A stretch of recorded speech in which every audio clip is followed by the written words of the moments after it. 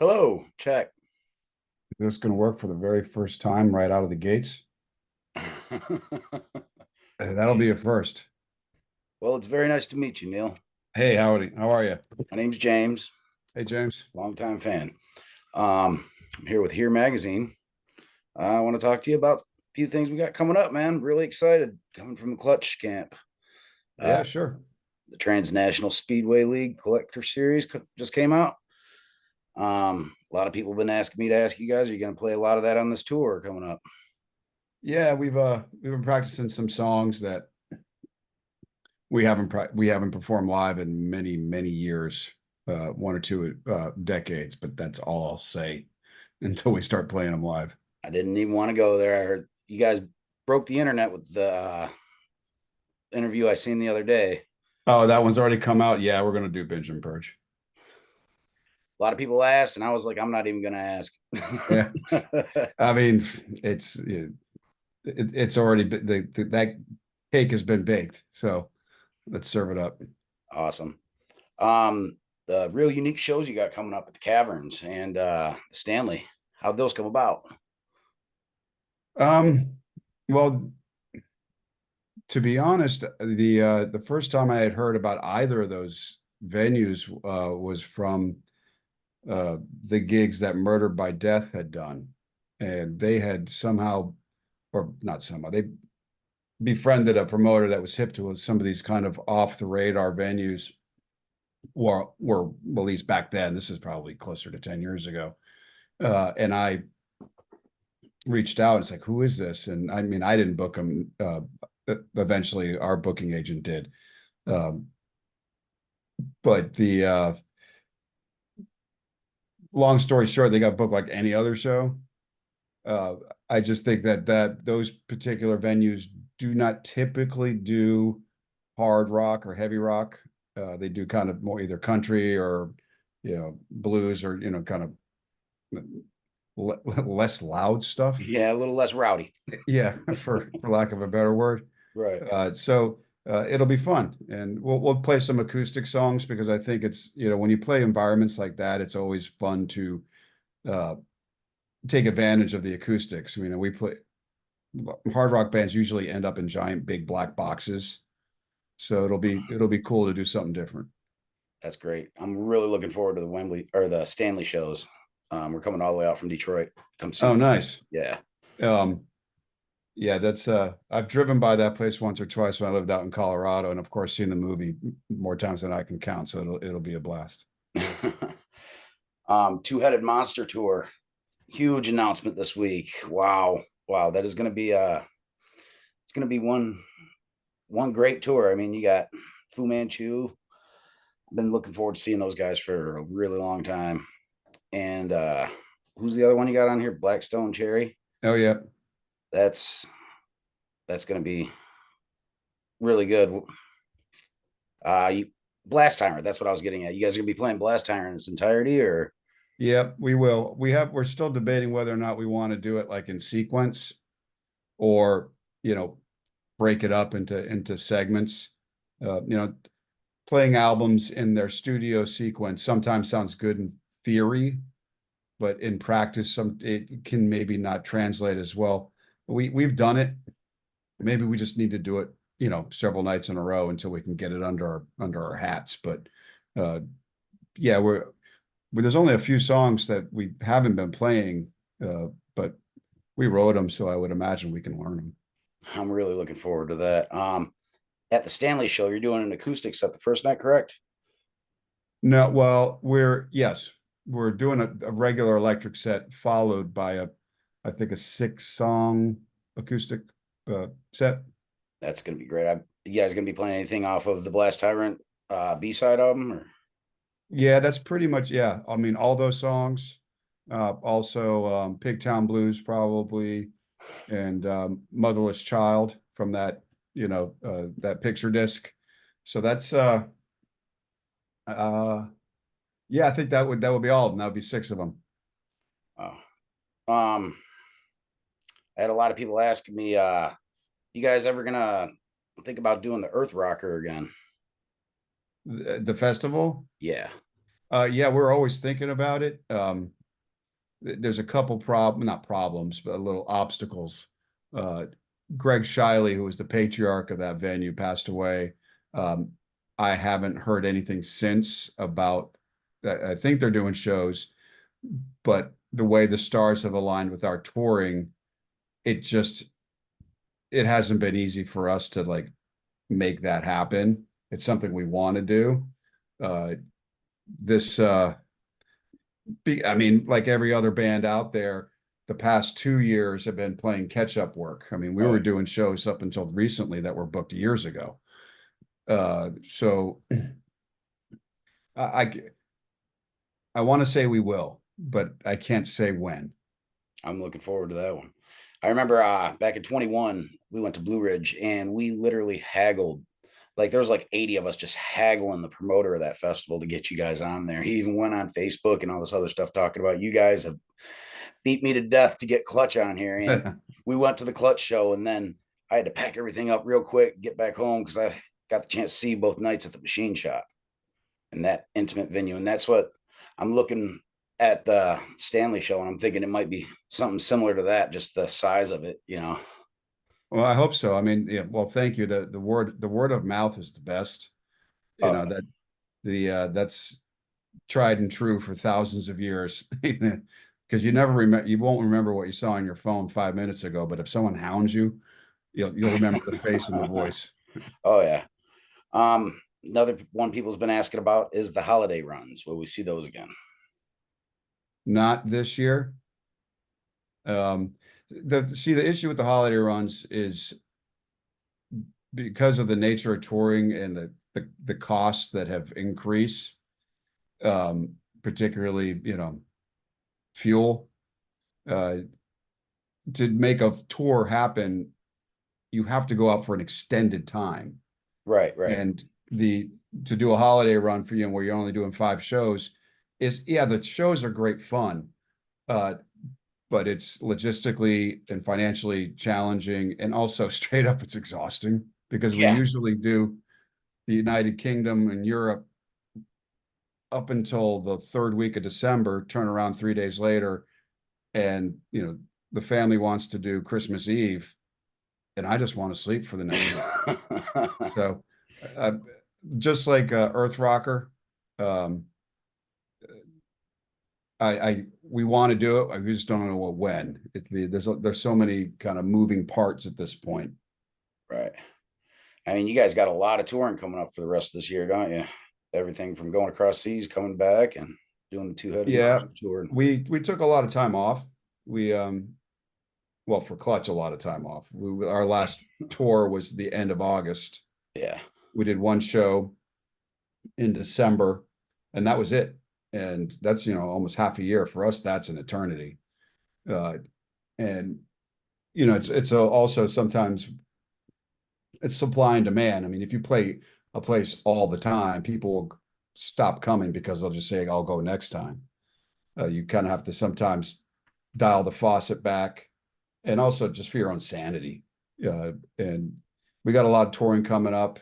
With the Rival Sons, that'll take us pretty much to the end of the year. And next year, well, we've already started focusing on the next record. Uh, I couldn't tell you when it's going to come out, what it's called, or anything, but That was going to that's be one of my next questions. yeah. I figured the the creative process is what dictates that, not so much like hard dates. And but uh, writing on the road is difficult for us. Maybe some bands do that, but I find uh, the noise kind of distracting. But um, we'll do plenty of touring next year as well. Great, great. I always look forward to seeing you guys. I will literally drive 5 hours anytime you guys are within like the Detroit area. I've seen you in Chicago, Kentucky, Cincinnati, everywhere. Well, Um, thank you. that's We really do appreciate it. I think that's one of the great things we love about our fans is I see people one night, and I usually associate some people with a region, and then I'll see that face or that group of friends, but geographic, I'm like, wait, you don't live around here, or there's uh, a and lot. it's it's cool to see that kind of traveler culture, kind Yeah. of There's a lot of orbit us. camaraderie and within the clutch groups, especially of us, some of us that have been seeing you since like the late 90s. I mean, like we'll hit 4 or 5 shows in a row. I know of like 20, 30 of us, just, hardcore clutch fans. And we always have a blast doing it. It's almost like family. Those are the ones that are here asking about, the Earth Rocker and the holiday runs and stuff. They're like, hey, is this going to happen? Um, Yeah, it's gratifying to see it, and we're very flattered, and we do appreciate it. And that's the great thing about, and I think there's other bands that enjoy that, where you don't necessarily have, huge hits, or maybe people have never heard of you, but the people who have are very passionate about it. It's like, I remember hearing something, I think it was on Mystery Science Theater 3000 years ago. It's like, we don't want to appeal to all the people. We want to appeal to the right people. And right. I think that's kind of where we're coming from, or at least where we've arrived. Well, in my household, when you come to Detroit, it's a family affair. Last year, I brought both my sons. They were 11. And then you actually gave my son a set list. It was like the best night of his life. Oh, awesome. It's just it. Like I said, I bring both my sons and my daughter and my wife, and we just make a big family affair out of it.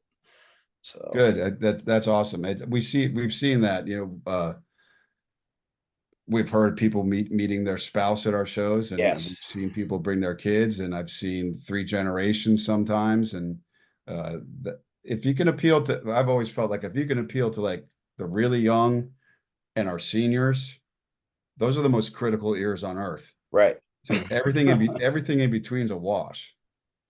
One of the things you said, you were at the Fillmore one night, and you said, and I know you were pertaining to children, but you said you only have one chance to make a first impression.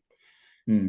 And that has like just stuck in the back of my head ever since. You were talking about that somebody was on the rail with their kid, and it was pretty rowdy out there that night. And remember you said that, and that's always radiated with me every time I've went to shows or anything like that, or just meeting new people in general. So Yeah, it's well, it's easy for me to say when, I'm singing for the band that people are there to see, or at least the majority of the people. So that's most of the work is done. Uh, but just in life in general, I mean, we've all had our shitty days, right. and you never know, if you're rude to somebody, you might see that person the next day, and you don't want to be like, ah, man. And that's happened. I mean, believe me, that happens to me quite regularly still, despite my own words of advice. Is there ever any going to be any works coming out with the company band again? No. No, that's dead in the Uh, water, just done with. Yeah, that's a chapter of our lives that is closed. I'm very proud of that music. Oh, Uh, it's amazing music. I love it. I still talk to Jess quite frequently, and well, not in quite some time. Maybe I should text him. But um, and well, we'll see Brad, on that run, Fu Manchu, and uh, the yeah, it's just one of the issues with that band was half of us were on the West Coast, the other half were on the East Coast. It, that doesn't make, rehearsals very easy. Right, right, right. Um, Somebody asked me, do you have favorite cities that you play in, or not just that? Do you have like places of food for dinner that you look forward to going to rolling into a city or Here, the sad truth. Well, I guess it's a what's it called? A embarrassment of riches. When I look at a itinerary for the first time, when we get it, the first thing I think about is what's around that venue that I can eat. You know, and it's that's one of the kind of life's simple pleasures. Uh, man, it there's there's where to begin. We could dedicate a whole conversation about this, but I love I love finding the mom and pops that you just kind of have a crapshoot on. You don't research on. the diamond in the roughs? You just Yeah, stumble upon those it. are usually the best. The ones that you think you shouldn't be going in there are usually the ones that you remember. Uh, I'm trying to think of something off the top of my head. You know what? Honestly, going to Europe is one of that's a great thing about this, being in a band is traveling and eating food. Catering in Europe is usually some of the most simple stuff you've ever seen. It's bread and tomatoes and salami and cheese, and it kind of drives me batty like how good it is. And then you can get great food in the United States, but it's a lot harder. I think it has to do with the way we've set things up, with farming and distribution systems. But again, that's another That's conversation. that's another rabbit hole, Uh, capitalism and the spice. it's man, name a place I could probably tell you. Name a venue I could probably tell you where I'd want to eat around. There's that. Well, in Detroit, across the street from Fox, there's what's that kebab place? Oh, Uh, I know what you're talking about. it's They got moved it's it. got a name. I think it's a city name. Uh, Uh, I know what you're talking about. They have amazing shawarmas there. yeah, it's right across the street. Yeah. I can't. It's on the tip of my tongue too. It's a name of a city. Bucharest Grill. Yes, That see, place. Yes. um, that's what I associate with the Fox. So hey, you got it in the back of your head where you're going to eat that day when you come in. Yeah, something light, That's good. a shawarma. Their shawarmas are amazing. Um, will you be doing any more work with the Innocent Lives Foundation in the future, in the near future? Um, Got maybe peripherally. I was a board member, and I did step down from that, not because of any beef or any drama. They were thankfully enjoying a lot of success, and I had not much left to offer.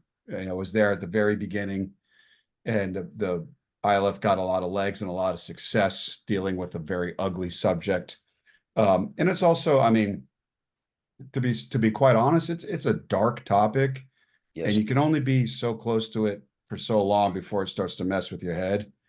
And I I kind of had to tap out a little bit, and I wasn't even that close to it compared to some of the work that the people at the ILF do.